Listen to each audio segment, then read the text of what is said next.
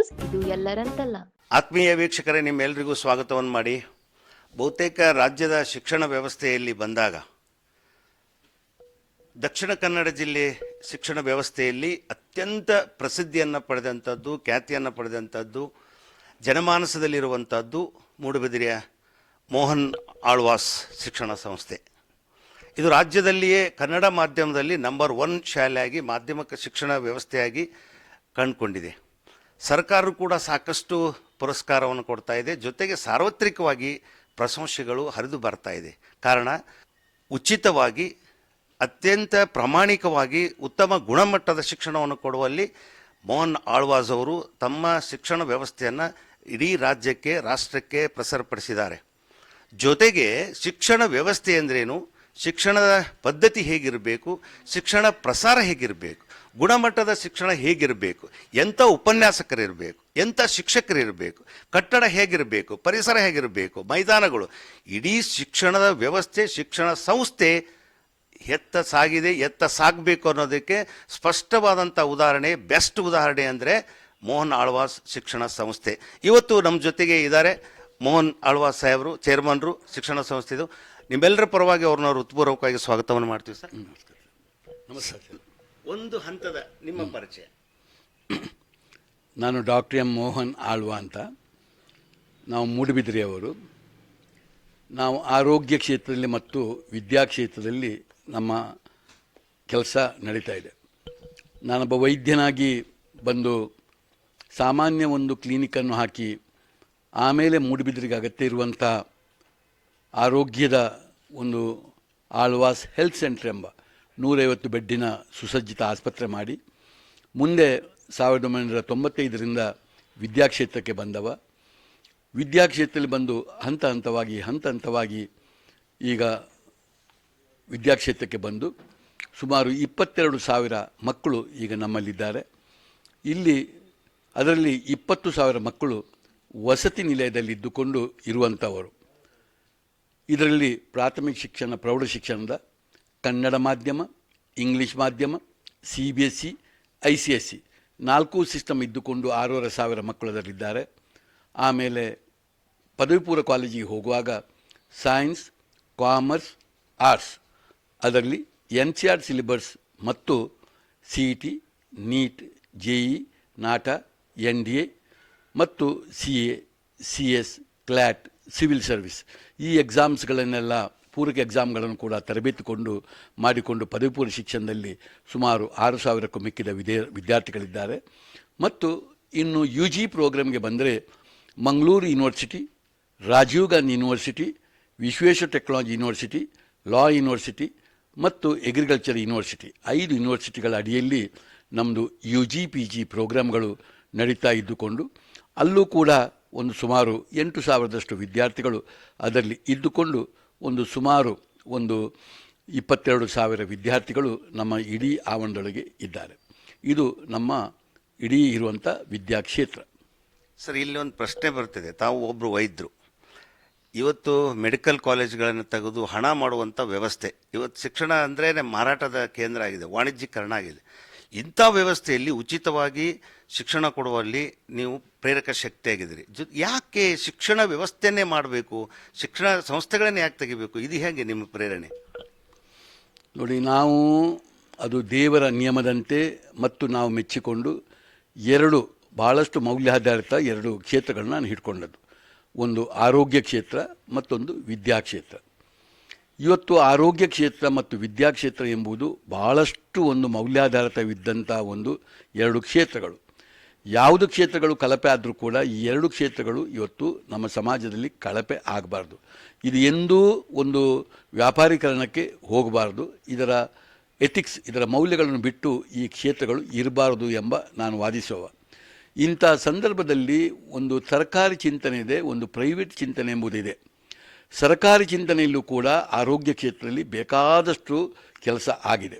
ಅದೇ ರೀತಿ ವಿದ್ಯಾಕ್ಷೇತ್ರದಲ್ಲೂ ಕೂಡ ರಾಜ್ಯ ಸರ್ಕಾರ, ಕೇಂದ್ರ ಸರ್ಕಾರಗಳು ಬೇಕಾದಷ್ಟು ಆ ಕ್ಷೇತ್ರದಲ್ಲೂ ಕೆಲಸ ಮಾಡಿದ್ದಾರೆ. ಆದರೆ ಅಷ್ಟೇ ಸಾಲದು. ಇದನ್ನು ಬಿಟ್ಟು ಇವತ್ತು ನಮ್ಮಂಥ ಪ್ರೈವೇಟ್ ಚಿಂತನೆಯಲ್ಲಿ ಇರುವವರು ಕೂಡ ಇವತ್ತು ವಿದ್ಯಾಕ್ಷೇತ್ರದಲ್ಲಿ ಮತ್ತು ಆರೋಗ್ಯ ಕ್ಷೇತ್ರದಲ್ಲಿ ಭಾಳಷ್ಟು ಕೆಲಸ ಮಾಡ್ತಾ ಇದ್ದಾರೆ. ಇಲ್ಲಿ ನಾವು ಒಂದೊಂದೇ ಗಮನಿಸ್ತಾ ಹೋದರೆ ಒಂದು ಆರೋಗ್ಯ ಕ್ಷೇತ್ರವನ್ನು ತೆಗೆದು ನೋಡಿದರೆ ಇವತ್ತು ಸರ್ಕಾರಿ ಆಸ್ಪತ್ರೆ ಸರ್ಕಾರಿ ಚಿಂತನೆಯನ್ನೇ ಇಟ್ಕೊಂಡಿರ್ತಿದ್ರೆ ಆರೋಗ್ಯ ಕ್ಷೇತ್ರದಲ್ಲಿ ಇಂಥ ಕ್ರಾಂತಿ ಆಗಲಿಕ್ಕೆ ಸಾಧ್ಯ ಇತ್ತು. ಇವತ್ತು ಬೇಕಾದಷ್ಟು ಪ್ರೈವೇಟ್ ಧೋರಣೆಗಳು ಬಂದಿದ್ದರಿಂದ ಇವತ್ತು ಆರೋಗ್ಯ ಕ್ಷೇತ್ರದಲ್ಲಿ ಇವತ್ತು ಬೇಕಾದಷ್ಟು ಇವತ್ತು ಡೆವಲಪ್ಮೆಂಟ್ ಹಾಕ್ಕೊಂಡು ಇವತ್ತು ಆರೋಗ್ಯ ಮನುಷ್ಯರಲ್ಲಿ ಇಷ್ಟು ಸುಧಾರಣೆಗೆ ಬಂತು. ವಿದ್ಯಾಕ್ಷೇತ್ರವನ್ನು ತೆಗೆದು ನೋಡಿದರೆ ರಾಜ್ಯ ಸರ್ಕಾರವನ್ನೇ ನಂಬಿಕೊಂಡು ನಾವು ಇರ್ತಿದ್ದರೆ ಇವತ್ತು ಒಂದು ವಿದ್ಯಾಕ್ಷೇತ್ರದಲ್ಲಿ ಇಷ್ಟು ಕ್ರಾಂತಿ ಆಗಲಿಕ್ಕೆ ಸಾಧ್ಯ ಇತ್ತು. ಇವತ್ತು ಪ್ರೈವೇಟ್ ಚಿಂತನೆಯಲ್ಲಿ ಬೇಕಾದಷ್ಟು ಸಂಸ್ಥೆಗಳು ಹುಟ್ಟಿಕೊಂಡು ಇವತ್ತು ಪ್ರಾಥಮಿಕ ಶಿಕ್ಷಣ ಆಗಲಿ, ಪ್ರೌಢ ಶಿಕ್ಷಣ ಆಗಲಿ, ಪದವಿ ಪೂರ್ವ ಶಿಕ್ಷಣ ಆಗಲಿ, ಪದವಿಗಳಾಗಲಿ, ಉನ್ನತ ಶಿಕ್ಷಣ ಆಗಲಿ, ವೃತ್ತಿಪರ ಶಿಕ್ಷಣ ಆಗಲಿ, ಬೇಕಾದಷ್ಟು ಪ್ರೈವೇಟ್ ಚಿಂತನೆಗಳು ಬಂದು ಇವತ್ತು ನಮ್ಮ ರಾಜ್ಯದ ದೇಶದ ಮಕ್ಕಳು ಜಾಗತಿಕ ಮಟ್ಟದಲ್ಲಿ ಸುದ್ದಿ ಮಾಡುವಂಥ ಕೆಲಸಕ್ಕೆ ಬಂದರು. ಆದರೆ ಇವತ್ತು ಪ್ರೈವೇಟ್ ಚಿಂತನೆ ಅಂತ ಆಗುವಾಗ ಕೆಲವು ಸಲ ಭಾಳಷ್ಟು ತಪ್ಪು ಪರಿಕಲ್ಪನೆ ಇವತ್ತು ಸಮಾಜದಲ್ಲಿ ಇದೆ. ಬೇಕಾದಷ್ಟು ವ್ಯಾಪಾರೀಕರಣ, ಬೇಕಾದಷ್ಟು ದಂಧೆಗಳು ಈ ಕ್ಷೇತ್ರದಲ್ಲಿ ಪ್ರೈವೇಟ್ ಚಿಂತನೆಯಲ್ಲಿ ಆಗಿರಬಹುದು. ಆದರೆ ಇದನ್ನು ಎಲ್ಲರನ್ನೂ ಇಂಥ ಚಿಂತನೆಯಲ್ಲಿ ಎಲ್ಲರನ್ನೂ ಒಂದೇ ತಕ್ಕಡಿಯಲ್ಲಿ ತೂಕ ಮಾಡಿದರೆ ಸಾಧ್ಯ ಇಲ್ಲ.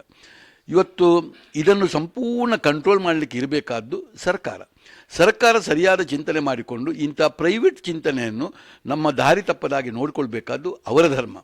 ಆದರೆ ನಾವು ಎಂದೂ ನಮ್ಮ ಪ್ರೈವೇಟ್ ಚಿಂತನೆಯಲ್ಲಿ ಇದ್ದರೂ ಕೂಡ ನಮಗೂ ಕೂಡ ದುಡ್ಡು ಯಾವ ರಾಜ್ಯ ಸರ್ಕಾರದಿಂದಾಗಲಿ ಕೇಂದ್ರ ಸರ್ಕಾರದಿಂದಾಗಲಿ ಎಲ್ಲೊಂದು ಬರಲಿಕ್ಕಿಲ್ಲ. ನಾವು ಏನಿದ್ರೂ ನಮ್ಮ ವಿದ್ಯಾಸಂಸ್ಥೆಯಲ್ಲಿ ಅಥವಾ ನಮ್ಮ ಆರೋಗ್ಯ ಕ್ಷೇತ್ರದಲ್ಲಿ ಯಾರು ನಮ್ಮಿಂದ ಪ್ರಯೋಜನ ಪಡೀತಾರೆ ಅವರಲ್ಲಿ ಭಾಳ ಜಾಗರೂಕತೆಯಿಂದ ಒಂದು ಬೆಣ್ಣೆಯಿಂದ ಕೂದಲು ತೆಗೆದ ಹಾಗೆ ಭಾಳ ಜಾಗರೂಕತೆಯಿಂದ ದುಡ್ಡನ್ನು ನಮಗೆ ಬೇಕಾಗುವ ದುಡ್ಡನ್ನು ನಾವು ತೆಗೆದುಕೊಂಡು ಈ ವಿದ್ಯಾಸಂಸ್ಥೆಯನ್ನಾಗಲಿ ಆರೋಗ್ಯ ಕ್ಷೇತ್ರವನ್ನಾಗಲಿ ನಾವು ಉನ್ನತೀಕರಣ ಮಾಡಿಕೊಂಡು ಹೋಗಬೇಕಾದಂಥ ಒಂದು ಅನಿವಾರ್ಯತೆ ಇದೆ. ನಾನು ಹೇಳೋದು ಇಷ್ಟೇ, ಇವತ್ತು ಪ್ರೈವೇಟ್ ಚಿಂತನೆ ಎಂಬುದು ಅನಿವಾರ್ಯ.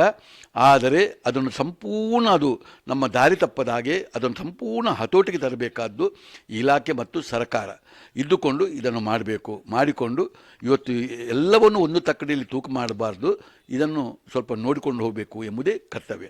ನಮ್ಮ ಸಂಸ್ಥೆ ಅಂತೂ ನಾವು ಎರಡೂ ಕ್ಷೇತ್ರದಲ್ಲಿ ಎಂದೂ ವ್ಯಾಪಾರೀಕರಣಕ್ಕೆ ಹೋಗದೆ ನಾವು ಭಾಳಷ್ಟು ಜಾಗರೂಕತೆಯಾಗಿ ಇದ್ದೇವೆ. ನಮ್ಮ ಇಡೀ ವಿದ್ಯಾಸಂಸ್ಥೆಯಲ್ಲೂ ಕೂಡ ಇರುವ 22,000 ಮಕ್ಕಳಲ್ಲಿ 3,000 ಮಕ್ಕಳು ಉಚಿತವಾದ ಶಿಕ್ಷಣದ ಅಡಿಯಲ್ಲಿ ಇರುವಂಥ ಮಕ್ಕಳು ನಮ್ಮಲ್ಲಿ ಇರುವುದು.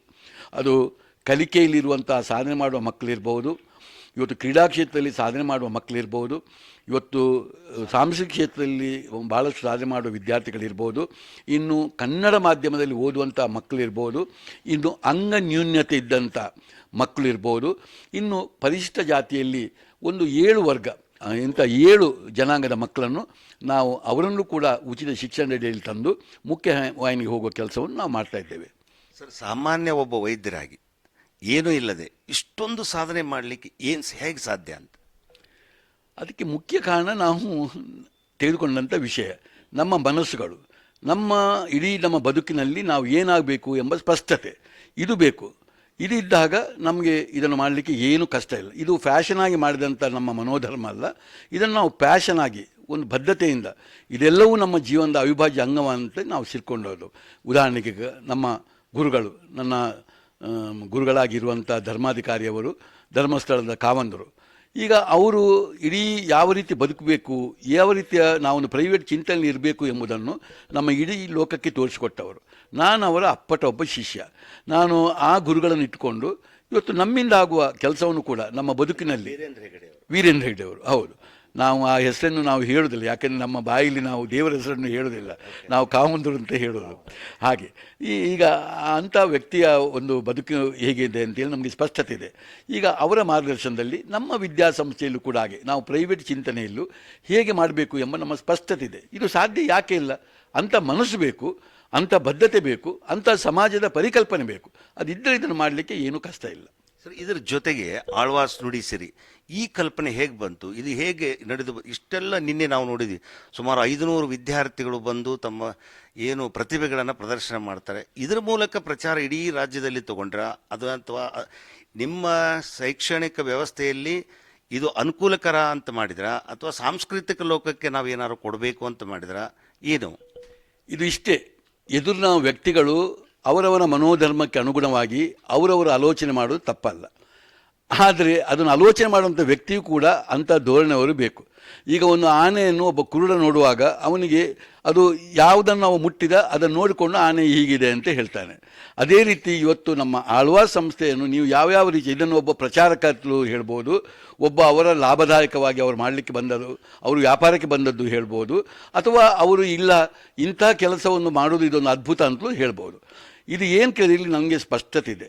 ನನಗೆ ಯಾರ ಸರ್ಟಿಫಿಕೇಟಿಂದಲೂ ಮುಖ್ಯ, ನನ್ನ ಹೃದಯದು ನಾನೇ ಕೊಡುವ ಸರ್ಟಿಫಿಕೇಟೇ ನನಗೆ ಬಹಳ ಮುಖ್ಯ ಅಂತ ನಾನು ನೆನೆಸ್ಕೊಂಡಿದ್ದೇನೆ.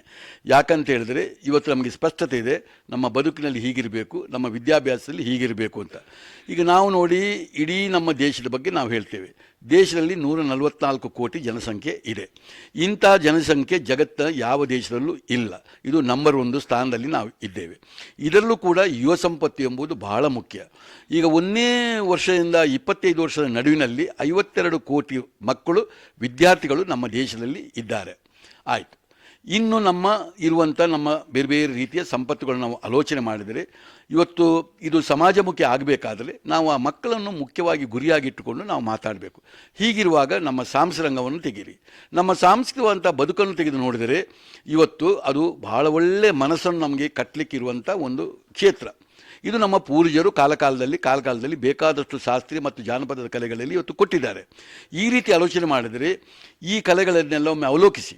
ಈಗ ಒಂದು ಶಾಸ್ತ್ರೀಯವಂಥ ಒಂದು ನೃತ್ಯವನ್ನೇ ತೆಗೆದು ನೋಡಿದರೆ ಭರತನಾಟ್ಯ ಇರ್ಬೋದು, ಕುಚಿಪುಡಿ ಇರ್ಬೋದು, ಕಥಕ್ಕಲಿ ಇರ್ಬೋದು, ಕಥಕ್ ಇರ್ಬೋದು, ಮೋಹಿನಿಯಾಟ್ಟಂ ಇರ್ಬೋದು, ಅಥವಾ ಮಣಿಪುರ ನೃತ್ಯ ಇರ್ಬೋದು, ಸತ್ರಿಯ ನೃತ್ಯ ಇರ್ಬೋದು, 8 ವಿಧದ ಶಾಸ್ತ್ರೀಯ ನೃತ್ಯಗಳು ಇದೆ. ಅದರ ಒಂದು ಇಡೀ ಸಮಗ್ರವಾಗಿ ನೀವು ಆಲೋಚನೆ ಮಾಡಿದರೆ ಆ ವೇಷಭೂಷಣ, ಅವರು ಹಾಕುವಂಥ ಒಂದು ಹೆಜ್ಜೆಗಳು, ಆ ಪಕ್ಕವಾದ್ಯ ನೇಪಥ್ಯ, ಇಡೀ ಒಂದು ತೆಗೆದುಕೊಂಡಂಥ ವಿಷಯ ಎಷ್ಟು ಸುಂದರವಾದಂಥ ಮನಸ್ಸನ್ನು ಕಟ್ಟುತ್ತದೆ ಹೇಳಿ. ನಮ್ಮ ಧರ್ಮದಲ್ಲಿ ಹೇಳಿದಂಥ ಎಲ್ಲ ವಿಚಾರವನ್ನು, ಪ್ರಕೃತಿಯನ್ನು ಇಟ್ಟುಕೊಂಡು ಇವತ್ತು ಇಡೀ ಒಂದು ಯಾವ ರೀತಿ ಒಂದು ಪ್ರದರ್ಶನ ಮಾಡಿಕೊಂಡು ಅದರ ಮುಖಾಂತರ ನಮಗೆ ಎಂಥ ಮನಸ್ಸು ಕಟ್ತಾರೆ ಎಂಬುದನ್ನು ನೋಡಿ. ಇದರ ಹಿಂದೆ ಎಷ್ಟು ಸಾವಿರ ವರ್ಷದ ಇತಿಹಾಸ ಇರ್ಬೋದು ಎಂಬುದನ್ನು ಗಮನಿಸಿ. ಶಾಸ್ತ್ರೀಯವಾದಂಥ ಸಂಗೀತವನ್ನು ತೆಗೆದು ನೋಡಿದರೆ ಹಿಂದೂಸ್ತಾನ್ ಸಂಗೀತ ಇರ್ಬೋದು, ಕರ್ನಾಟಕ ಸಂಗೀತ ಇರ್ಬೋದು, ಒಂದು 36,000 ರಾಗಗಳನ್ನು ಹೇಗೆ ಕಂಡುಹುಡುಕಿದ್ದಾರೆ. ಇಲ್ಲಿಯೇ ನಾವು ನಮ್ಮ ಪೂರ್ವಜರನ್ನು ಇಲ್ಲೆಲ್ಲರೂ ಉಲ್ಲೇಖ ಮಾಡ್ತಾರೆ, ಗದಗ ಎಂಬುದನ್ನು ಉಲ್ಲೇಖ ಮಾಡ್ತಾರೆ. ಇಡೀ ಹಿಂದೂಸ್ತಾನಿ ಸಂಗೀತದ ಒಂದು ಇದು ಜನಕ ಇಲ್ಲಿ. ಇಂಥ ಸಂದರ್ಭದಲ್ಲಿ ಅದೆಲ್ಲವನ್ನು ಮಾಡಬೇಕಾದ್ರೆ ಅವರ ಲೆಕ್ಕಾಚಾರ ಇಷ್ಟು, ಅವರು ಸುರಿಸಿದ ಬೆವರಿಷ್ಟು ಎಂಬುದನ್ನು ನೆನಪಿಸಿಕೊಳ್ಳಿ. ಅದರ ಒಟ್ಟಿಗೆ ಒಂದು ಶಾಸ್ತ್ರೀಯವಾದಂಥ ಒಂದು ಚೌಕಟ್ಟಿನ ಒಂದು ಪಕ್ಕವಾದ್ಯವನ್ನು ತೆಗೆದು ನೋಡಿದರೆ ಅದು ಗಾಳಿವಾದ್ಯ ಇರ್ಬೋದು, ಚರ್ಮವಾದ್ಯ ಇರ್ಬೋದು, ತಂತಿವಾದ್ಯಗಳಿರ್ಬೋದು, ಎಷ್ಟು ವೈವಿಧ್ಯಮಯವಾಗಿ ಇದೆ ಎಂಬುದನ್ನು ಗಮನಿಸಿ. ಇದು ಶಾಸ್ತ್ರೀಯವಂಥ ಚೌಕಟ್ಟು. ಇನ್ನು ಜನಪದೀಯವಂಥ ಕಲೆಯನ್ನು ತೆಗೆದು ನೋಡಿದರೆ ಭಾಷೆಗನುಗುಣವಾಗಿ, ಊರುಗನುಗುಣವಾಗಿ, ಕಸುಬುಗನುಗುಣವಾಗಿ ಇವತ್ತು ಎಷ್ಟು ವೈವಿಧ್ಯಮಯವಾದಂಥ ಒಂದು ಜಾನಪದದ ಕಲೆಗಳು ಸಂಗೀತ, ನೃತ್ಯ, ಪಕ್ಕವಾದ್ಯದಲ್ಲಿದೆ ಎಂಬುದನ್ನು ಗಮನಿಸಿ. ಇದೆಲ್ಲ 1-2 ವರ್ಷದಲ್ಲಿ ಆದದ್ದಲ್ಲ. ಒಂದು 5,000 ವರ್ಷದ ಇತಿಹಾಸದಲ್ಲಿ ನಾಗರಿಕತೆ ಬಂದು ಇದನ್ನು ಹಂತ ಹಂತವಾಗಿ ನಮ್ಮ ಇಡೀ ಸಮಾಜದಲ್ಲಿ ಕಲ್ಪಿಸಿಕೊಟ್ಟಿದ್ದಾರೆ. ಇದನ್ನು ಮುಂದುವರೆದ ಭಾಗವಾಗಿ ಈಗ ಇದನ್ನು ಹೇಳುವುದಾದರೆ ಗುರು ಸಂಸ್ಕೃತಿ ಎಂಬುದಿತ್ತು. ಅಂಥ ಗುರುಗಳು, ಅಂಥ ಶಿಷ್ಯರು ಇದ್ದುಕೊಂಡು ಗುರುಕುಲದಲ್ಲಿದ್ದುಕೊಂಡು ಇದನ್ನೆಲ್ಲ ಮಾಡ್ತಾಯಿದ್ರು. ಈಗ ಅಂಥ ಗುರುಗಳು ಇಲ್ಲ, ಅಂಥ ವಿದ್ಯಾರ್ಥಿಗಳಿಲ್ಲ. ಅದು ಈಗ ಸಂಪೂರ್ಣ ಅಪ್ರಸ್ತುತ. ಮುಂದೆ ಹೋದರೆ ಇದನ್ನು ನಮ್ಮ ರಾಜ ಮಹಾರಾಜರು ಇದು ಮುಂದುವರೆದ ಭಾಗವಾಗಿ ಮಾಡ್ತಾಯಿದ್ದರು. ಎಲ್ಲ ನಮ್ಮನ್ನು ಆಳುತ್ತಿದ್ದಂಥ ಕ್ಷೇತ್ರದ ಒಂದು ರಾಜರುಗಳು ಇದೇ ಕಲೆಗಳನ್ನೆಲ್ಲ ಉನ್ನತೀಕರಣ ಮಾಡಿ ಕಲಾವಿದರನ್ನು, ಕಲೆಯನ್ನು ಬೆಳೆಸಿಕೊಂಡು ಇದನ್ನು ಪ್ರಸಿದ್ಧಿ ಮಾಡಿಕೊಂಡು ಹೋದರು. ಈಗ ಅಂಥ ರಾಜ ಮಹಾರಾಜರುಗಳು ಕೂಡ ನಮ್ಮ ಸಮಾಜದಲ್ಲಿ, ಲೋಕದಲ್ಲಿ ಇಲ್ಲ. ಅದು ಅಪ್ರಸ್ತುತ. ಇನ್ನೇನಿದ್ರೂ ರಾಜ್ಯ ಸರ್ಕಾರ, ಕೇಂದ್ರ ಸರ್ಕಾರಗಳು. ನನಗಂತೂ 100ಕ್ಕೆ 100 ವಿಶ್ವಾಸ ಇಲ್ಲ. ಯಾವ ರಾಜಕೀಯ ಪಕ್ಷಗಳಾಗಲಿ, ಯಾವ ರಾಜಕೀಯ ವ್ಯಕ್ತಿಗಳಾಗಲಿ ಈ ಕಲೆಯನ್ನು, ಈ ಕಲಾವಿದರನ್ನು ಇದನ್ನು 100 ಕಾಲ ಮುಂದೆ ಕೊಂಡೋಗ್ತಾರೆ ಎಂಬ ಒಂದು ವಿಶ್ವಾಸ ನಮಗೆ ಇಲ್ಲ. ಏನಿದ್ರೂ ಕೂಡ ನಾವು ಪ್ರೈವೇಟ್ ಚಿಂತನೆಯಲ್ಲಿ ಇಂಥ ಕಲೆಗಳನ್ನು ಕಟ್ಟಬೇಕು, ಇಂಥ ಒಂದು ಕಲಾವಿದರನ್ನು ಬೆಳೆಸಬೇಕು, ಇಂಥ ಒಂದು ಸೌಂದರ್ಯ ಪ್ರಜ್ಞೆಯನ್ನು ಬೆಳೆಸಬೇಕಾದಂಥ ಅನಿವಾರ್ಯತೆ ಇದೆ. ಹೀಗೆ ತೆಗೆದರೆ ಇನ್ನು ಇರುವಂಥ ಶಾಲೆಗಳು, ನಾವು ಜನ್ಮ ಕೊಟ್ಟಂಥ ತಂದೆ ತಾಯಿಗಳಾಗಲಿ, ಮಕ್ಕಳಾಗಲಿ, ಬಹಳ ಮುಖ್ಯವಾಗಿ ವಿದ್ಯಾಸಂಸ್ಥೆಯಲ್ಲಿ ಕಲಿಯುವ ಮಕ್ಕಳನ್ನು ಬಹಳ ಮುಖ್ಯವಾಗಿ ಗುರಿಯಾಗಿಟ್ಟುಕೊಂಡು ಹೇಗೆ ವಿದ್ಯೆ ಬುದ್ಧಿಯನ್ನು ಈ ಕಾಲಕ್ಕೆ ಅನುಸಾರವಾಗಿ ನಾವು ಸತ್ಯದ ಬೋಧನೆಯನ್ನು ಹೇಗೆ ಮಾಡ್ತೇವೋ ಅದೇ ರೀತಿ ಈ ಕಲೆಗಳಲ್ಲಿರುವಂಥ ಸತ್ಯವನ್ನು ಕೂಡ ನಾವು ನಮ್ಮ ಮಕ್ಕಳಿಗೆ ವಿದ್ಯೆ ಬುದ್ಧಿಯ ಜೊತೆ ಜೋಡಣೆ ಮಾಡಬೇಕಾದ್ದು ನಮ್ಮ ಅನಿವಾರ್ಯತೆ. ಈ ದೃಷ್ಟಿಯಿಂದ ನೋಡಿದರೆ ನಮ್ಮ ವಿದ್ಯಾಸಂಸ್ಥೆಯಲ್ಲಿ 22,000 ಮಕ್ಕಳು ಇರುವಾಗ ಆ ಮಕ್ಕಳಿಗೆ ಅವರಿಗೆ ಬೇಕಾಗುವ ವಿದ್ಯೆ ಬುದ್ಧಿಯ ಜೊತೆ ಇಂಥ ಸತ್ಯದ ಕಲೆಗಳನ್ನು ಅವರಿಗೆ ಬೋಧನೆ ಮಾಡಿ ಅವರನ್ನು ಕಲಾವಿದರನ್ನಾಗಿ ಮಾಡಿ ಅವರನ್ನು 4 ಊರಿಗೆ ಕೊಂಡೋಗಿ ಅವರ ಕಲೆಯನ್ನು ತೋರಿಸಿ ಅಲ್ಲೂ ಕೂಡ ಒಂದು ಜಾಗೃತಿಯನ್ನು ಮೂಡಿಸಿ ಆ ಊರಿನಲ್ಲೂ ಅಲ್ಲಿರುವಂಥ ವಿದ್ಯಾಸಂಸ್ಥೆಗಳು, ಅಲ್ಲಿರುವ ಪಾಲಕರು, ಅಲ್ಲಿರುವ ಮಕ್ಕಳು ಇದರಿಂದ ಪ್ರೇರಿತವಾಗಿ ಅವರೂ ಕಲಿಬೇಕು ಎಂಬುದೇ ನಮ್ಮ ಆಶೆ. ಒಟ್ಟಿನಲ್ಲಿ ಒಂದು ಒಳ್ಳೆಯ ಸೌಂದರ್ಯ ಪ್ರಜ್ಞೆ ಇದ್ದಂಥ ಒಂದು ನಾಗರಿಕತೆಯನ್ನು ಬೆಳೆಸಬೇಕು ಎಂಬುದೇ ಆಶೆ. ನಾನು ಸೌಂದರ್ಯ ಪ್ರಜ್ಞೆ ಅಂತ ಹೇಳಿದೆ. ಯಾರಿಗೆ ಸೌಂದರ್ಯ ಪ್ರಜ್ಞೆ ಇದೆ ಅವನು ದೇಶವನ್ನು ಪ್ರೀತಿಸ್ತಾನೆ, ಕಲೆಯನ್ನು ಪ್ರೀತಿಸ್ತಾನೆ, ಕಲಾವಿದನ್ನು ಪ್ರೀತಿಸ್ತಾನೆ, ಸಾಮರಸ್ಯವಂತ ಬದುಕನ್ನು ಪ್ರೀತಿಸ್ತಾನೆ, ಪರಿಸರವನ್ನು ಪ್ರೀತಿಸ್ತಾನೆ. ಅವನು ಈ ದೇಶದ ಬಹಳ ದೊಡ್ಡ ಸಂಪತ್ತು. ಯಾರಿಗೆ ಸೌಂದರ್ಯ ಪ್ರಜ್ಞೆ ಇಲ್ಲ ಅವನು ಈ ದೇಶದ ಬಹಳ ದೊಡ್ಡ ಅಪಾಯಕಾರಿ ವ್ಯಕ್ತಿ. ಆದ್ದರಿಂದ ನಾವು ಜನ್ಮ ಕೊಟ್ಟ ಮಕ್ಕಳಾಗಲಿ, ನಮ್ಮ ವಿದ್ಯಾಸಂಸ್ಥೆಯಲ್ಲಿ ಕಲಿಯುವ ಮಕ್ಕಳಾಗಲಿ ಸೌಂದರ್ಯ ಪ್ರಜ್ಞೆ ಇಲ್ಲದೆ ಅಪಾಯಕಾರಿ ವ್ಯಕ್ತಿಗಳು ಈ ಸಮಾಜದಲ್ಲಿ ಆಗಬಾರದು ಎಂಬುದೇ ನಮ್ಮ ಸ್ಪಷ್ಟವಾದಂಥ ನಿಲುವು. ಅದಕ್ಕಾಗಿ ನಾವು ಈ 4 ಊರಿಗೆ ಹೋಗಿ ಈ ಕೆಲಸವನ್ನು ಮಾಡಿ ಅಲ್ಲಿ ಒಂದು ರೀತಿಯ ಹೊಸ ಒಂದು ಚಿಂತನೆ ಆಗಬೇಕು ಎಂಬ ಆಶೆಯಿಂದ ಕೇವಲ ಮನರಂಜನೆ ಕೊಡಲಿಕ್ಕೆ ನಾವು ಬರೋದಲ್ಲ, ನಮ್ಮ ಕಾರ್ಯಕ್ರಮದ ಮುಖಾಂತರ ಒಂದು 100 ಸಂದೇಶ ಆ ಊರಿಗೆ ಹೋಗಬೇಕೆಂಬ ವಿಷಯದಿಂದಲೇ ನಾವು ಮೂಡುಬಿದಿರೆಯನ್ನು ಬಿಟ್ಟು ಈ ಪರಿಸರದಲ್ಲಿ ಬೇರೆ ಬೇರೆ ಊರುಗಳಿಗೆ ಹೋಗಿ ಈ ಆಳುವ ಸಾಂಸ್ಕೃತಿಕ ವೈಭವ ಮಾಡುವ ಕೆಲಸ ಅದಕ್ಕಾಗಿಯೇ. ಮತ್ತು ನಮಗೆ ಇಲ್ಲಿ ಬಂದು ನಿಮ್ಮಿಂದ ಏನು ಹಣ ವಸೂಲು ಮಾಡಲಿಕ್ಕಿಲ್ಲ, ಅಥವಾ ಇಲ್ಲಿಯ ಮಕ್ಕಳು ಬಂದು ಅದರಿಂದಾಗಿ ಪ್ರೇರಿತರಾಗಿ ಬರಬೇಕು, ನನಗೆ ದುಡ್ಡು ಕೊಡಬೇಕು ಎಂಬ ಅಪೇಕ್ಷೆಯನ್ನು ಮಾಡೋದಲ್ಲ. ಇದು ಸ್ಪಷ್ಟವಾಗಿ ನಮ್ಮಲ್ಲಿರುವಂಥ ನಿಲುವು. ಸರ್, ಇಲ್ಲೊಂದು ಪ್ರಶ್ನೆ. ಮೊನ್ನೆ ಎಕ್ಸಾಮ್ ಆಯಿತು ನಿಮ್ಮ ಸಂಸ್ಥೆಯಲ್ಲಿ. ಸುಮಾರು 20,000ಕ್ಕಿಂತ ಹೆಚ್ಚು ಮಕ್ಕಳು ಎಕ್ಸಾಮ್ದಲ್ಲಿ ಅಟೆಂಡ್ ಆದರು. ಉತ್ತರ ಕರ್ನಾಟಕದ ಬಹಳಷ್ಟು ಇದ್ದರು. ಅವರಿಗೆಲ್ಲ ಉಚಿತವಾಗಿ ಕೊಡಬೇಕು ಅಂತ ನಿಮ್ಮ ಸಂಸ್ಥೆ ಉತ್ತರ ಕರ್ನಾಟಕಕ್ಕೆ ಕೊಟ್ಟ ಕೊಡುಗೆ? ನಮ್ಮ ಇಡೀ ಸಂಸ್ಥೆಯ ದಾನ ಧರ್ಮದಲ್ಲಿ ಅತಿ ಹೆಚ್ಚು ಪಾಲನ್ನು ತೆಗೆದುವರು ಈ ಕರ್ನಾಟಕವನ್ನು ತೆಗೆದು ನೋಡಿದರೆ ಉತ್ತರ ಕರ್ನಾಟಕದ ಮಕ್ಕಳೇ ಅತಿ ಹೆಚ್ಚು ಪ್ರಯೋಜನ ಪಡೆಯುವುದನ್ನು ನಾನು ಗಮನಿಸಿದ್ದೇನೆ. ಈಗ ನಮ್ಮಲ್ಲಿರುವ ಉಚಿತ ಶಿಕ್ಷಣದಲ್ಲಿ ಇರುವಂಥ ಒಂದು ದೊಡ್ಡ ಇದು ಏನು ಕೇಳಿದರೆ, ಈಗ ಕನ್ನಡ ಮಾಧ್ಯಮ ಶಾಲೆ ಅಂತ ತೆಗೆದುಕೊಳ್ಳಿ.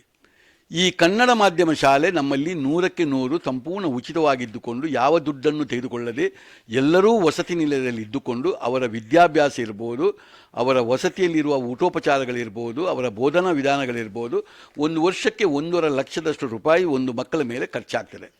ಇದನ್ನು ಮಾಡಿಕೊಂಡಿರುವಂಥ ನಮ್ಮ ಕನ್ನಡ ಮಾಧ್ಯಮ ಶಾಲೆ. ನಿಮಗೆ ಆಶ್ಚರ್ಯ ಆಗ್ಬೋದು, ಈ ಕನ್ನಡ ಮಾಧ್ಯಮ ಶಾಲೆಗೆ ನಾವು ಒಂದು ಎಂಟ್ರೆನ್ಸ್ ಎಕ್ಸಾಮ್ ಅಂತ ಇಡ್ತೇವೆ. ಈಗ ಇಲ್ಲಿಯೇ ಸತ್ಯವಾದಂಥ ವಿಚಾರಗಳು ಇಲ್ಲೇ ಇದೆ.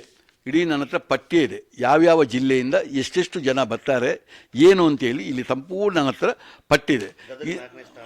ಹೌದು, ಇದನ್ನು ನೀವು ಗಮನಿಸಿದರೆ ನಿಮಗೆ ಇಲ್ಲಿ ಬಂದರೆ ಇಲ್ಲಿ ಬೆಳಗಾಂ ಎಂಬ ಒಂದು ಊರಿನಿಂದ 7,250 ಜನ, ಬಾಗಲಕೋಟೆಯಿಂದ 4,034, ವಿಜಯಪುರದಿಂದ 2,932, ಗದಗದಿಂದ 1,417, ಹಾವೇರಿಯಿಂದ 1,376, ಧಾರವಾಡದಿಂದ 1,329.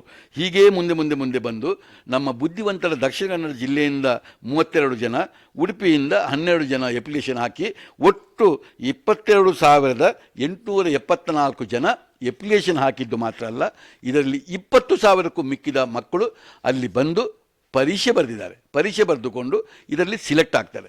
ಸಿಲೆಕ್ಟ್ ಆದ ಮೇಲೆ ಅವರಿಗೆ ಸಂಪೂರ್ಣ ಉಚಿತವಾದಂಥ ಶಿಕ್ಷಣ ನಮ್ಮಲ್ಲಿ ಇರುವುದು.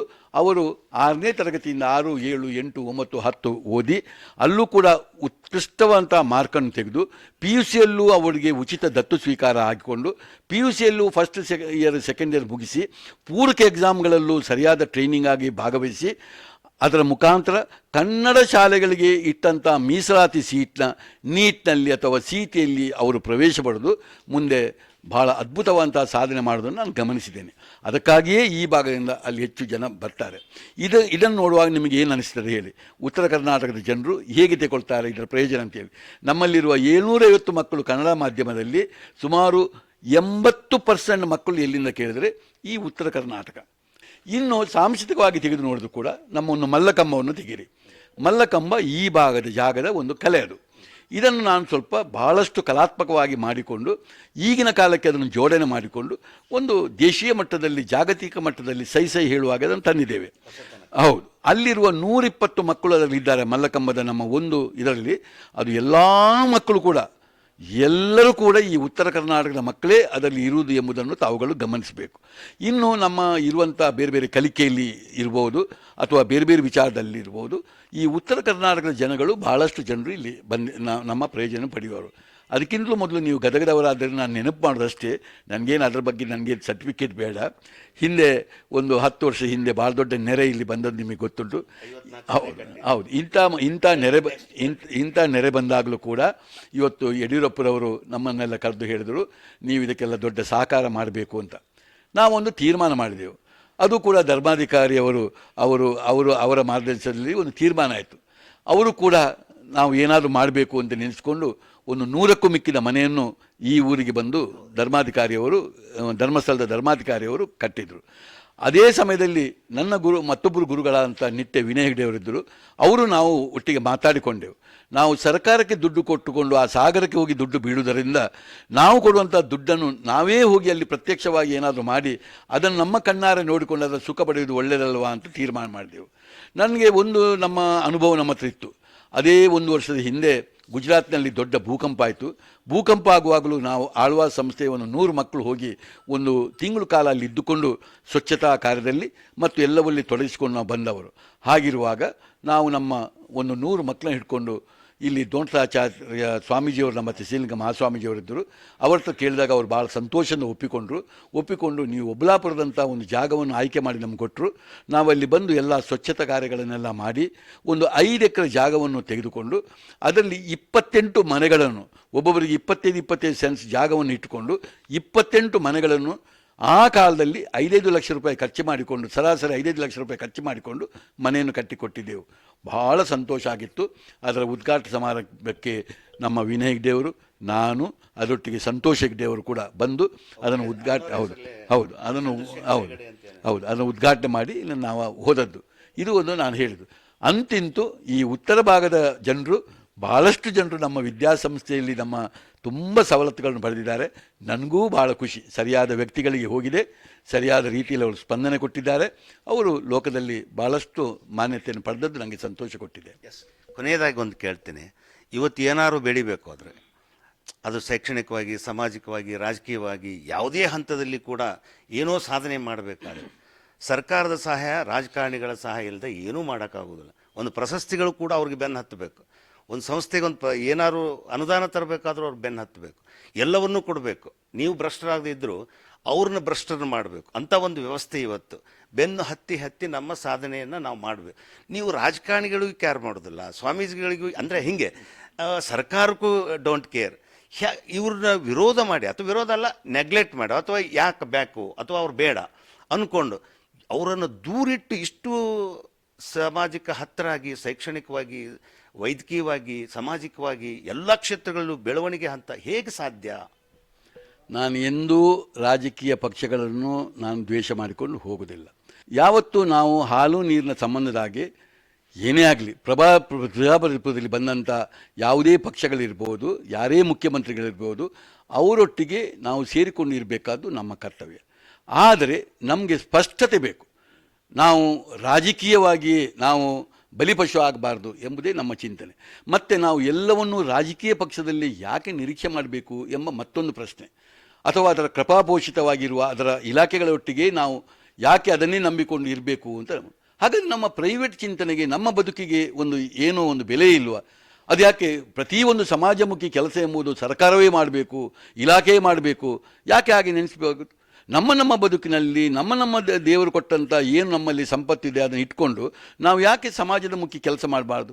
ನಾನು ಪುನಃ ಹೆಸರು ಹೇಳೋದು ಇದೇ ಧರ್ಮಾಧಿಕಾರಿಯವರನ್ನು, ಇದೇ ಕಾವಂದ್ರನ್ನೇ ನಾನು ಹೇಳೋದು. ಯಾಕೆಂದರೆ ಅವರು ಯಾವ ರೀತಿ ಜಾಗೃತಿ ಮೂಡಿಸಿದ್ದಾರೆ ಎಂಬುದನ್ನು ನೋಡಿ. ಹಾಗಿರುವಾಗ ನಾವು ಸರ್ಕಾರದೊಟ್ಟಿಗೆ ನನಗೆ ಯಾವತ್ತೂ ದ್ವೇಷ ಇಲ್ಲ, ಯಾವ ರಾಜಕೀಯ ವ್ಯಕ್ತಿಗಳಲ್ಲೂ ದೋಷ ಇಲ್ಲ. ಆದರೆ ಭಾಳಷ್ಟು ಈಗಿನ ಕಾಲದಲ್ಲೂ ಎಂತೆಂಥ ಆದರ್ಶ ಒಂದು ರಾಜಕಾರಣಿಗಳು ಈಗಲೂ ಇದ್ದಾರೆ. ಜಾತಿಯನ್ನು ಮೀರಿ, ಮತವನ್ನು ಮೀರಿ, ಕ್ಷೇತ್ರವನ್ನು ಮೀರಿ ಇವತ್ತು ಹೇಗೆ ಇದ್ದರು ಎಂಬುದು ಹಿಂದೆಯೂ ಇದ್ದರು, ಈಗಲೂ ಇದ್ದಾರೆ, ಖಂಡಿತ ಮುಂದೆಯೂ ಇದ್ದಾರೆ. ಅದಕ್ಕೆ ನಾವು ಬೇಸರ ಪಡಬೇಕಂತಿಲ್ಲ, ಅಂಥವನ್ನು ಗೌರವಿಸಬೇಕು. ಈಗ ಈ ಸರ್ಕಾರದಲ್ಲಿ ನಾನು ಹೇಳ್ತೇನೆ, ಈಗ ಆರೋಗ್ಯ ಕ್ಷೇತ್ರದಲ್ಲಿ ಸಂಬಂಧ ಮಾಡುವ ಆರೋಗ್ಯ ಇಲಾಖೆಯಲ್ಲಿ, ನಮ್ಮ ವೈದ್ಯಕೀಯ ಕ್ಷೇತ್ರದಲ್ಲಿ, ನಮ್ಮ ವೈದ್ಯಕೀಯ ಕಾಲೇಜಿನಲ್ಲಿ ಈಗ ಮಂತ್ರಿ ಆಗಿರುವ ಶರಣ್ ಪ್ರಕಾಶ್ ಅವರ ಹೆಸರನ್ನು ನಾನು ಹೇಳಬೇಕಾಗಿದೆ. ಇವತ್ತು ಶರಣ್ ಪ್ರಕಾಶ್ರಂಥ ಒಂದು ಆದರ್ಶ ಒಬ್ಬ ಮಂತ್ರಿ ಇರುವುದೇ ನಮಗೆ ಭಾಗ್ಯ. ಅವರು ಇವತ್ತು ಹೇಗಿದ್ದಾರೆ, ಒಂದು ಕರಪ್ಷನ್ ಇಲ್ಲದೆ, ಒಂದು ಇದಿಲ್ಲದೆ ಇವತ್ತು ಹೇಗಿದ್ದಾರೆ ಎಂಬುದನ್ನು ನಾನು ನೋಡ್ತಾ ಇದ್ದೇನೆ, ನಾನು ಅನುಭವಿಸ್ತಾ ಇದ್ದೇನೆ. ಹೀಗಿರುವಾಗ ಅಂಥ ವ್ಯಕ್ತಿಗಳನ್ನು ಸಹ ನಾವು ಗುರುತಿಸಬೇಕು. ಆದ್ದರಿಂದ ಯಾವತ್ತೂ ರಾಜಕೀಯ ಪಕ್ಷಗಳ ಒಟ್ಟಿಗೆ ಆಗಲಿ ರಾಜಕೀಯ ವ್ಯಕ್ತಿಗಳ ಒಟ್ಟಾಗಲಿ ನನಗೆ ದ್ವೇಷ ಇಲ್ಲ. ನಾನು ಅವರೊಟ್ಟಿಗೆ ಇರುವವ, ಆದರೆ ನಾನು ರಾಜಕೀಯವನ್ನೇ ನಂಬಿಕೊಂಡು ಇರುವವನ ವ್ಯಕ್ತಿಯೂ ಅಲ್ಲ. ಇದೇ ರೀತಿ ನೀವು ಒಂದು ಸಣ್ಣ ಮಾತು ಹೇಳಿದ್ರಿ, ಸ್ವಾಮೀಜಿಯವರು ಅಂತ ಹೇಳಿದ್ರಿ. ನನಗೆ ಧರ್ಮ, ನನಗೆ ಸ್ವಾಮೀಜಿಯವರ ಬಗ್ಗೆ ನನಗೆ ಅಪಾರವಾದ ಗೌರವ ಇದೆ. ಯಾವುದೇ ಸ್ವಾಮೀಜಿಗಳಿರಲಿ, ಯಾರೇ ಆಗಲಿ, ನಾನು ಅಪಾರವಾಗಿ ಗೌರವಿದ್ದೇನೆ. ಅದರಲ್ಲಿ ಏನು ತೊಂದರೆ ಇಲ್ಲ. ನಾನು ಸ್ವಲ್ಪ ನಮ್ಮ ಕಾರ್ಯಕ್ರಮ ಆಗುವಾಗ ನಾನು ಸ್ವಲ್ಪ ಸ್ವಾಮೀಜಿಗಳನ್ನು, ಸ್ವಲ್ಪ ರಾಜಕೀಯ ವ್ಯಕ್ತಿಗಳನ್ನು ಸ್ವಲ್ಪ ದೂರ ಇಡ್ತೇನೆ. ಯಾಕೆಂದರೆ ಅವರು ನಮಗೆ ಕೂಡಿ ಬರೋದಿಲ್ಲ. ಯಾಕೆಂದರೆ ನಾವು ಕಾಪಾಡಿಕೊಂಡು ಹೋದಂಥ ಕೆಲವು ನಮ್ಮ ಮೌಲ್ಯಗಳು ಅವರಿಂದಾಗಿ ಅದು ತಪ್ಪಿ ಹೋಗ್ತದೆ. ಆಗ ನಾವು ಅವರಿಂದ ಸ್ವಲ್ಪ ದೂರ ಇಡ್ತೇವೆ. ಹೌದು, ನಾನೀಗ ಸಮಯ ಪ್ರಜ್ಞೆಯಲ್ಲಿರುವಾಗ ರಾಜಕೀಯ ವ್ಯಕ್ತಿಗಳಿಗೆ ಸಮಯಕ್ಕೆ ಸರಿಯಾಗಿ ಬರಲಿಕ್ಕೆ ಆಗೋದಿಲ್ಲ. ಅವರ 5 ನಿಮಿಷ 10 ನಿಮಿಷಕ್ಕೆ ಬೆಲೆ ನನಗೆ ಇಲ್ಲ. ಅವರು ಹೇಳುವ 5 ನಿಮಿಷ ಅಂತ ಹೇಳಿದರೆ ಅದು 50 ನಿಮಿಷ ಆಗಬಾರ್ದು, ಎಷ್ಟು ಆಗಬಹುದು. ನನಗೆ ಅವರಿಗೆ ಬೆಲೆ ಇರೋದಿಲ್ಲ. ಆಗಿರುವಾಗ ಅವರು ನಮ್ಮ ಕಾರ್ಯಕ್ರಮಕ್ಕೆ ಇಟ್ಟುಕೊಂಡ್ರೆ ನನ್ನ ಕಾರ್ಯಕ್ರಮ ಕಂಪ್ಲೀಟ್ ಹಾಳಾಗಿ ಹೋಗ್ತದೆ. ಸ್ವಾಮೀಜಿಗಳಿಗೂ ಹಾಗೆ ಅವರದೇ ಆದಂತೆ. ಇಲ್ಲಿಯ ಸ್ವಾಮೀಜಿಗಳೆಲ್ಲ ಒಂದು ರೀತಿ ಬೇರೆ, ನಮ್ಮ ಸ್ವಾಮೀಜಿಗಳ ಕತೆ ಬೇರೆ. ನಮಗೆ ಬರುವಾಗ ರಾಜಕಾರಣಿಗಳಿಗಿಂತ ಹೆಚ್ಚು ಅವರಿಗೆ ಎಲ್ಲ ಕೆಲವು ಒತ್ತುಗಳು ಬೇಕಾಗ್ತದೆ. ಅವರದೇ ಆದಂಥ ಸಿದ್ಧಾಂತಗಳಿದೆ, ಅದು ಕೆಲವು ನಮಗೆ ಕೂಡಿ ಬರೋದಿಲ್ಲ. ಅದಕ್ಕಾಗಿ ನಾನು ಅವರನ್ನು ಸ್ವಲ್ಪ ಈ ಕಾರ್ಯಕ್ರಮಗಳಿಗೆ ದೂರ ಇಡ್ತೇನೆ. ಯಾಕೆಂದರೆ ಯಾಕೆ ಬಲಿಪಶು ಮಾಡಬೇಕು? ಈಗ ನೋಡಿ, ನಿನ್ನೆ ಕಾರ್ಯಕ್ರಮವನ್ನು ತೆಗೆದು, ನಿನ್ನೆ ಕಾರ್ಯಕ್ರಮವೇ ನಮಗೆ ಏನು ಕೇಳಿದರೆ, ನಾವು 500 ಮಕ್ಕಳು ಇಟ್ಕೊಂಡು ಇಷ್ಟು ದೂರದಲ್ಲಿ ನಾವು ಬಂದಿದ್ದೇವೆ. ಬಂದು ಆ 3 ಗಂಟೆ ಕಾರ್ಯಕ್ರಮದ ಪರಿಕಲ್ಪನೆ ನಮಗೆ ಸರಿಯಾಗಿ ಇದೆ. ಇಂಥ ಕಾರ್ಯಕ್ರಮವನ್ನು ಕೇವಲ ಯಾವುದೋ ಒಂದು ರಾಜಕೀಯ ವ್ಯಕ್ತಿಯಿಂದಾಗಲಿ ಅಥವಾ ಯಾವುದೇ ಸ್ವಾಮೀಜಿಗಳಿಂದಾಗಲಿ ಅದು ಸಂಪೂರ್ಣ ತಪ್ಪಿ ಹೋಗ್ತಾ ಇದ್ದರೆ ನಾನು ಯಾಕೆ ಅದಕ್ಕೆ ಕಾಂಪ್ರಮೈಸ್ ಮಾಡಬೇಕು? ಅಷ್ಟಕ್ಕೆ ನಾನು ದೂರ ಇರೋದು ಹೊರತು ನನಗೆ ಅವರಲ್ಲಿ ಯಾವ ಕೋಪವಿಲ್ಲ. ಅವರ ಮೇಲೆ ಅಪಾರವಂಥ ಗೌರವವಿದೆ. ಇಲ್ಲಿಯ ಈಗ ತೋಂಟದಾಚಾರ್ಯ ಸ್ವಾಮೀಜಿಯವರ ಮೇಲೆಯೂ ನನಗೆ ಅಷ್ಟೇ ಗೌರವವಿದೆ. ಅವರ ಪೀಠದ ಮೇಲೆ ಗೌರವವಿದೆ, ಆ ವ್ಯಕ್ತಿ ಮೇಲೆಯೂ ಸಹ ನನಗೆ ಗೌರವವಿದೆ. ಅಷ್ಟೇ. ಕೊನೆಯದಾಗಿ ಸಮಾಜಕ್ಕೆ, ಶೈಕ್ಷಣಿಕ ವ್ಯವಸ್ಥೆಗೆ ಒಟ್ಟಾರೆ ಏನು ತಮ್ಮ ಮಾತು? ಯಾಕೆಂತ ಹೇಳಿದರೆ, ನಮಗೊಂದು ಮನುಷ್ಯ ಜನ್ಮವನ್ನು ದೇವರು ಕೊಟ್ಟಿದ್ದಾರೆ. ಜೀವನದಲ್ಲಿ ಇಂಥೊಂದು ಅವಕಾಶ ಇನ್ನೊಮ್ಮೆ ನಮಗೆ ಸಿಗ್ತದೆ ಎಂಬ ಪರಿಕಲ್ಪನೆ ನಮಗೆ ಇಲ್ಲ. ಇದು ಒಂದು ಸಲ ಸಿಕ್ಕಿದ್ದು. ಹೀಗೆ ಸಿಕ್ಕಿಕೊಂಡು ನಮಗೊಂದು ಸುಂದರವಾದಂಥ ಕಣ್ಣನ್ನು ಕೊಟ್ಟಿದ್ದಾರೆ, ಕಿವಿಯನ್ನು ಕೊಟ್ಟಿದ್ದಾರೆ, ಇನ್ನು ಒಳ್ಳೆಯ ಹೃದಯವನ್ನು ಕೊಟ್ಟಿದ್ದಾರೆ, ಒಂದು ಶುದ್ಧವಾದಂಥ ಮನಸ್ಸನ್ನು ಕೊಟ್ಟಿದ್ದಾರೆ. ಇದನ್ನು ಪ್ರಾಣಿಗಳಿಗೂ ಕೊಟ್ಟಿರ್ಬೋದು. ಆದರೆ ಇದನ್ನು ಸಂಸ್ಕಾರ ಭರಿತ ಮಾಡಲಿಕ್ಕೆ, ಇದಕ್ಕೂ ಅರ್ಥಪೂರ್ಣ ಮಾಡಲಿಕ್ಕೆ ಪ್ರಾಣಿಗಳಿಗೆ ಗೊತ್ತಿಲ್ಲ. ಆದರೆ ನಮಗೆ ಅದನ್ನು ಗೊತ್ತಿದೆ. ಆದ್ದರಿಂದ ಕಣ್ಣಿದ್ದು ಕೂಡ ಕುರುಡರಾಗಿರಬಾರ್ದು, ಕಿವಿದ್ದು ಕೂಡ ಕಿವುಡರಾಗಿರಬಾರ್ದು, ಹೃದಯ ಇದ್ದು ಕೂಡ ಅದನ್ನು ಬಹಳ ಹೃದಯವಂತಿಕೆಯನ್ನು ಬೆಳೆಸಬೇಕು. ಮನಸ್ಸನ್ನು ಸ್ವಚ್ಛವಾಗಿಟ್ಟರೆ ನಮ್ಗೆ ಕೊಟ್ಟಂಥ 100 ಕಾಲವನ್ನು ಭಾಳ ಸುಂದರವಾಗಿ ಬಳಸ್ಬೋದು. ಈ 100 ಕಾಲವನ್ನು ಬಳಸುವಾಗ ನಾವು ಕೆಲವು ವಿಷಯವನ್ನು ತೆಗೆದುಕೊಳ್ಬೇಕು. ನಮ್ಮ ತಂದೆ ತಾಯಿಗಳಿರ್ಬೋದು, ನಮ್ಮ ತಂದೆ ತಾಯಿಗಳು ಹಾಕಿಕೊಟ್ಟಂಥ ಮತಧರ್ಮಗಳಿರ್ಬೋದು, ಜಾತಿಗಳಿರ್ಬೋದು, ಭಾಷೆಗಳಿರ್ಬೋದು, ಇದನ್ನು ಬಹಳಷ್ಟು ಆಳವಾಗಿ ಅಭ್ಯಾಸ ಮಾಡಿ ಅದರ ತಿಳುವಳಿಕೆ ಮಾಡಿಕೊಂಡು ಈ ದೇಶದಲ್ಲಿದ್ದಂಥ ಇನ್ನೊಂದು ಅಂಥದ್ದನ್ನೇ ಅಷ್ಟೇ ಗೌರವಿಸಿಕೊಂಡು ಅದೇ ರೀತಿ ನಮ್ಮ ಸಮಾಜದ ಪರಿಕಲ್ಪನೆಯಲ್ಲಿ ನಾವು ಕೆಲಸ ಮಾಡಬೇಕು. ಈ ದೇಶದ ಒಂದು ಪರಿಕಲ್ಪನೆ ಸಂಪೂರ್ಣ ಬೇಕು. ನಾವು ಈ ದೇಶದಲ್ಲಿ ಇದ್ದುಕೊಂಡು ಈ ದೇಶದ ಬಗ್ಗೆ ಸಂಪೂರ್ಣ ತಿಳುವಳಿಕೆ ಮಾಡಬೇಕು. ಈ ದೇಶದ ಮೇಲೆ ಅಪಾರ ಗೌರವವಾಗಿ ಇಟ್ಕೋಬೇಕು. ಇದರ ಒಟ್ಟಿಗೆ ಹಲವಾರು ಮೌಲ್ಯಾಧಾರಿತವಂಥ ಬದುಕನ್ನು ನಾವು ನೋಡಬೇಕು.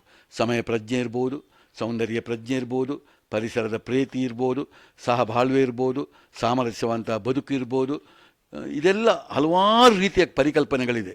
ಇದೆಲ್ಲವನ್ನು ನಮ್ಮ ಜೀವಿತ ಕಾಲದಲ್ಲಿ ನಾವು ಮಾಡಿ ಅದರ ಸುಖವನ್ನು ಪಡೀಬೇಕು. ಇಲ್ಲದೆ ಹೋದರೆ ಮನುಷ್ಯನಾಗಿ ಹುಟ್ಟಿದ ಮೇಲೆ ಯಾವ ಪ್ರಯೋಜನವೂ ಇಲ್ಲ. ನಮ್ಮ ಜೀವನ ಪರಿಪೂರ್ಣವಾದಂಥ ಜೀವನ ಅಲ್ಲ. ಪ್ರಾಣಿಗಳಿಗೂ ನಮಗೂ ಇರುವ ವ್ಯತ್ಯಾಸ ಏನೂ ಇಲ್ಲ. ನಾವು ಒಂದು ಪ್ರಾಣಿಯಾಗಿದ್ದೇವೆ ಹೊರತು ಮನುಷ್ಯರಾಗಿಲ್ಲ ಎಂಬುದನ್ನು ನೋಡಬೇಕು. ನಾನು ಮತ್ತು ಕೊನೆಗೆ ನನ್ನ ಮಾತನ್ನು ಫಿನಿಷ್ ಮಾಡೋದು ಇದರಲ್ಲಿ. ಇದಕ್ಕೆಲ್ಲವನ್ನು ನಮ್ಮ ಜೀವಿತ ಕಾಲದಲ್ಲಿ ಕಲೀಲಿಕ್ಕೆ ನಮ್ಮ ಧರ್ಮಸ್ಥಳದ ಧರ್ಮಾಧಿಕಾರಿಯವರು, ಕಾವಂದರು, ಅವರ ಹೆಸರನ್ನು ನಾನು ಹೇಳೋದಿಲ್ಲ, ನಿಮಗೆ ಗೊತ್ತಿದೆ. ಅವರೇ ನಮಗೆ ಮಾರ್ಗದರ್ಶಕರು. ಅವರೇ ನಮ್ಮ ಇಡೀ ಸಮಾಜದಲ್ಲಿ ಬೇಕಾದಷ್ಟು ಇಂಥ ಪರಿಕಲ್ಪನೆ ಮಾಡಿಕೊಟ್ಟಿದ್ದಾರೆ. ಆದ್ದರಿಂದ ನಾವು ಆ ರೀತಿ ಇರಬೇಕು ಎಂಬುದೇ ನನ್ನ ಆಶೆ. ಇದುವರೆಗೆ ಡಾಕ್ಟರ್ ಮೋಹನ್ ಆಳ್ವಾಸ್ ಅವರ ಮಾತುಗಳನ್ನು ಕೇಳಿದೆ. ಎಂಥ ಅದ್ಭುತವಾದಂಥ ಸಾಧನೆ ಅನ್ನೋದು ಅದು ಅಷ್ಟು ಸರಳ ಅಲ್ಲ. ಆ ಸಾಧನೆ ಹಿಂದೆ ಬಹಳಷ್ಟು ವ್ಯವಸ್ಥೆ ಇದೆ. ಅವರು ಮಾತಿನಲ್ಲಿ ನೋಡೋದಾದರೆ ಒಳ್ಳೆಯ ಗುರಿ ಇರಬೇಕು, ಒಳ್ಳೆಯ ಗುರು ಇರಬೇಕು. ಅವೆರಡೂ ಇದ್ದಾಗ ಒಳ್ಳೆಯ ದೃಷ್ಟಿ ಇರಬೇಕು, ಆದರೆ ಒಳ್ಳೆಯ ಸೃಷ್ಟಿ ಆಗತ್ತೆ. ಸೊ ಅಂಥ ಒಂದು ವ್ಯವಸ್ಥೆಯನ್ನು ನಾವು ಕಟ್ಟಬೇಕು, ಬೆಳಿಬೇಕು. ಅಂದರೆ ಉರ್ದುದಲ್ಲಿ ಒಂದು ಮಾತು ಬರ್ತಿದೆ, ಜಿಯೋ ಜೀನೇದೋ, ಬದುಕಲು ಬಿಡು ಅಂತ. ಸೊ ಹಾಗೆ ನಮ್ಮ ಬದುಕಿರಬೇಕು. ಮನುಷ್ಯ ಜನ್ಮ ಆದಮೇಲೆ ನಮ್ಮಿಂದ ಏನು ಕೊಡ್ಲಿಕ್ಕೆ ಸಾಧ್ಯ, ಏನು ಕೊಡೋ, ಅದಕ್ಕೆ ಒಂದು ಮಾತು ಹೇಳ್ತಾರೆ, ಬಡವನಾಗಿ ಹುಟ್ಟೋದು ತಪ್ಪಲ್ಲ, ಸಾಧನೆ ಮಾಡದೇ ಸಾಯೋದು ತಪ್ಪು. ಏನಾದರೂ ಸಾಧಿಸಬೇಕು, ಒಳ್ಳೆಯದನ್ನು ಮಾಡಬೇಕು, ಒಳ್ಳೆಯದನ್ನು ಬಯಸಬೇಕು. ಸೊ ಆ ನಿಟ್ಟಿನಲ್ಲಿ ನಮ್ಮ ಬದ್ಧತೆ ಇದೆ, ಚಿಂತನೆ ಇದೆ, ಮೌಲ್ಯಗಳಿದ್ದಾವೆ. ಅವುಗಳನ್ನು ಬಳಸಿಕೊಂಡು ಗುರುಗಳ ಮಾರ್ಗದರ್ಶನ ಪಡ್ಕೊಂಡು ಇಷ್ಟೊಂದು ಅದ್ಭುತವಾದಂಥ ಶಿಕ್ಷಣ ಸಂಸ್ಥೆಗಳು, ಆರೋಗ್ಯ ಸಂಸ್ಥೆಗಳು, ವೈದ್ಯಕೀಯ ಸಂಸ್ಥೆಗಳು, ಜೊತೆಗೆ ಇಂಥ ಸಾಮಾಜಿಕ ಸೇವೆಗಳನ್ನು ಮಾಡಲಿಕ್ಕೆ ಸಾಧ್ಯತೆ ಆಗಿದೆ. ಇದೆಲ್ಲ ಕಾರಣ ಗುರುಗಳು. ಅವರ ಕೃಪೆ ನಮ್ಮ ಜೊತೆಗಿರಲಿ. ನೀವು ಕೂಡ ಗುರಿ ಮತ್ತು ಗುರು ಒಳ್ಳೆಯದನ್ನು ಆಯ್ಕೆ ಮಾಡಿಕೊಳ್ಳಿ. ಒಳ್ಳೆಯ ದೃಷ್ಟಿಯನ್ನು ಇಟ್ಟುಕೊಂಡು ಬದುಕನ್ನು ಬೆಳೆಸ್ಕೊಂಡ್ರೆ ಎಲ್ಲವೂ ಸಾಧನೆ ಆಗಲಿಕ್ಕೆ ಸಾಧ್ಯ ಅನ್ನುವಂಥ ಮಾತುಗಳನ್ನು ಅದ್ಭುತವಾದಾಗಿ ನಮ್ಮ ಟಿ ವಿಗೆ ಹೇಳಿದಂಥ ಡಾಕ್ಟರ್ ಮೋಹನ್ ಆಳ್ವಾಸ್ ಅವರಿಗೆ ನಮ್ಮೆಲ್ಲ ಪ್ರೇಕ್ಷಕರ ಪರವಾಗಿ, ವೀಕ್ಷಕರ ಪರವಾಗಿ ಅಭಿನಂದಿಸ ನಮಸ್ಕಾರ.